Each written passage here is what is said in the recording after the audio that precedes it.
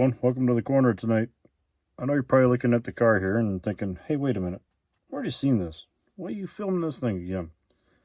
Well, tonight, if you'll probably recognize the blue background, we're going to be starting up another tutorial tonight. Now, the other night, for those of you that saw the super mod on there, you heard me talking about possibility of an upcoming tutorial on how to build the wheels that I build. I call them custom wide fives. I mean, they're kind of the wide fives of racing. But, hold on, let me get a little light here. That style wheel. I know you can get, like in the ASA stock cars that Revell made years ago, you can get the wide fives that they put out in those cars. There are also kit pieces out there. I'm not sure where these came from, but these would also work for a wide five. They're already with the flanges on the wheel itself that you can see in there. All you need is a backing plate and a hub to put them into a tire and make them complete. I have a full set of 4 of these. Now, before we get started, I just want to kind of go over a few things, just so you kind of understand and know where this is going to go, or have an idea anyway. First, you need a tire, of course. I use any tire that would work for a stock car. I want to say this is one of the PPP tires, the Plastic Performance Products. This is one of theirs. They call them this is like an actual wheel that would be, or a tire that would be on like one of the old modifieds, like my Rambler, the Cadillac that I built, the 57 Chevy that I have, and a couple other modifieds that I have. This would be similar to what would be on those cars back in the day. They're wide, they're slicks, they're, they call them steamrollers back then. But this would work for any type of wheel. Now you can use these. I use these a lot as well. They're just the deep spaced back, the wheel back, or the backing of the wheel. These come in really handy, and these work really good. A little cleanup on the front side, or this rim right here. Take all the mold, the injection mold pin marks off of it. Smooth it out, and then make that. This would be the actual wheel that you'd see on the outer wheel. And then, we will build a hub on it. Or you can get unpainted ones and paint them whatever color you wanted. If you wanted them aluminum, black, silver, blue, yellow, whatever color you want them for your particular race car to match your paint scheme, you can as well. I'm going to move this over just a little bit, kind of put some of this in view so you can kind of see what I'm talking about a little bit. Now you can also take, I got these in the bag, but you can also take actual kit wheels like these and cut the backs out, cut the center, the spokes and the hub out of it, and just use the outer hoops. I've done that I don't know how many times to make a wheel out of, and I've got some, maybe, I think, already in here. Well, you can also use shallow ones. You can also use the shallow ones like that to get your wheels. I've got different size. Well, here, I'll show you the whole, before I knock everything out. This is just a selection of stuff that I use. I'm going to move that before I knock it over. This is just some tires that I've got over here, swap meet finds. This tire, I believe, is the tire similar to the tire that is on the front of the modified that I just had in picture here, the super modified. I chuck them into my little tool. I'm sure some of you guys already have one. Tire scuffing tool, and just knock the treads off of them. This is Plastic Performance Products. For those of you, I don't know if they're still doing stuff or not, but I used to use their tires and wheels a lot when I did the modified and such. Still do, but I haven't had the funds to really buy anything lately, so then again, I haven't really been doing much as far as race cars yet, or lately I've been doing mostly customs and everything else. Stay there. Just another example of tire. Whatever tire you can find, whatever tire you want to put on your race car, you can scuff these down into slicks, or you can just leave them as is, or you can throw them on the floor, or do whatever you want with them. Now, I've also used these for those of you that work, hold on, let me set. I'm just going to set that organizer down before I dump it all on the floor because I'm about ready to. Now, for those of you that have seen these, you know what they are.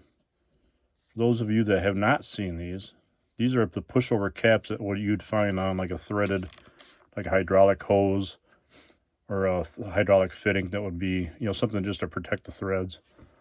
This style threads inside of a fitting to protect the inside threads, or like a screw-in cap to keep oil or fluid from coming out of a cylinder that's already pre-filled.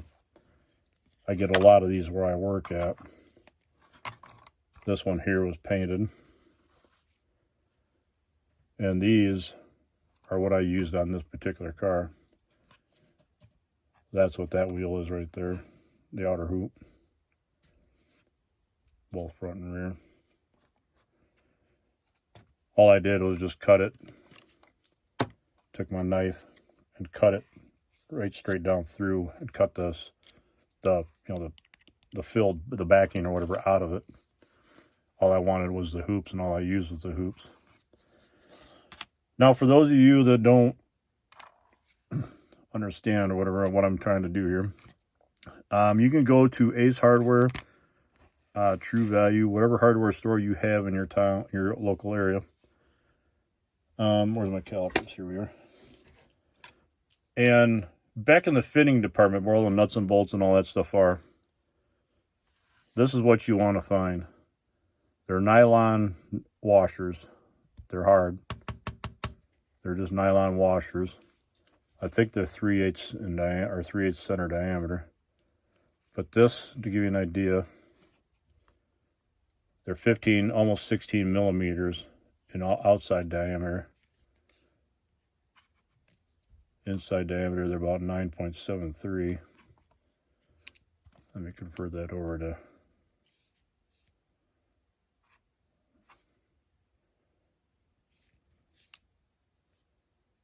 they're about 3/8 of an inch. 3/8 of an inch inside diameter. That'll give you an idea as far as the,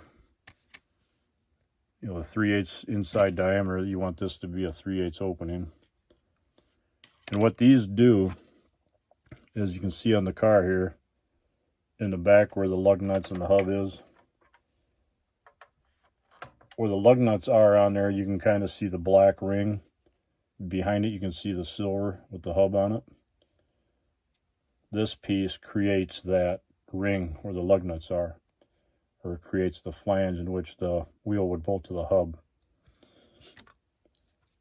And all that would be is, yeah, maybe. I'm going to lose it. All this does, this fits almost perfectly inside this. And that would be your area back in there where the lug nuts would actually bolt into. If you can see through it, that'd be the flange. And then what I do is I cut these little circles, rings, or whatever you want to call them, out, plates. And this would be where I then cut these wire nuts down, cut them almost in half, and then that would be, this would be glued to the hub, you know, the flange to create the hub. And then that would sit behind that, creating your hub. So just kind of give you a little brief idea where I'm going with this. That way you can kind of get a little understanding before I start it. That way you kind of know what I'm doing as I go along and kind of understand a little bit beforehand. That way you're not sitting there totally lost as I'm going along. And then also you can go to, this is the wrong size. Hold on one second. Go to your hobby store. Now I don't know if, I mean, you can, Evergreen plastic probably has the same thing, but you want like a 1.5 millimeter hexagon rod, styrene rod. And what this is just like a, you know, just like it implies, it's a hexagon rod. Look at the end of it. It's like a hexagon rod, 6-sided rod, and all that is just, you know, like a, if you cut this down like a millimeter long piece, what that's going to do I'll try to show you here without. You're going to have little thin pieces like this. That's about how wide you want them. But this actually ends up being your lug nut. And this goes on that flange. Whoops. This will go on that flange once everything's painted, and that'll be your lug nut once it's spaced out. Now for spacing, I don't know how I can put this online to where you guys can get it. This is what I've used. A friend of mine printed or made these up for me. They're actual spacing for 17, 16 down to 15-inch wheels. I know I use, you know, the 5-spoke, which is this one here, a lot, mostly when I'm building the wheels. But it's also for spacing if you wanted to cut it all the way down to, I think this is 8 or 9/10. And you can even break it down even further than that. You can, you know, draw a line in between each one of them and go for like a wire wheel look, depending on how crazy you wanted to get it. 16-inch wheels up to 15 or down to 15-inch wheels. Now these, what I do is once the hub is done, this part is done, I'll take it, lay it over top of, I'll lay it over top of that to get my spacing. That way I can kind of see, okay, follow the line out. When you follow the line out, a lug nut goes there, lug nut there, there, and there. That just kind of gives you just a basic idea as to where your spacing is. That way you don't have like two that are really close together, then you got wide gap in between them, going to the other ones and such. I think you could probably find something like this somewhere online, or maybe you can draw it up yourself. Like I said, I don't know how you do it otherwise. If you can freeze your frame, you know, stop, pause your video, and then take a snapshot with your phone, you can almost print it out that way. Take just a screenshot of it, and then that'll give you at least an idea of spacing anyway. It'll help you out, I'm sure. Okay, but now tonight, what I'm going to be doing, where are we at? Okay, with that in mind, I think I'm going to stop on this video for tonight. Next Monday night, we'll pick it up and we'll start actually cutting and making some wheels. I just wanted to kind of give you just a brief overview of where I'm going to go with this. Just kind of give you a little insight onto it before I actually started it. Just for you guys, if there's anything that you guys want to see, leave a comment down below as far as what you're kind of wanting to see as far as some how-tos. And I'll see what I can do to try to put some stuff together. Just give me some ideas to kind of work with and help you guys out. Like I said before, I've got a couple ideas in mind as far as doing like a frame stretch on a semi-truck. I just did one not too long ago on a Lone Star rig, but haven't really done anything more since then. Really don't have any trucks right now to really stretch out, but I can find something, I'm sure. But give me some ideas if you want, and tomorrow or next week we'll pick up on another video, and we'll go a little bit further on this tutorial. Maybe even wrap it up in a two-segment video, just to kind of make it something quick and easy, just so you guys get an idea how to do and whatever.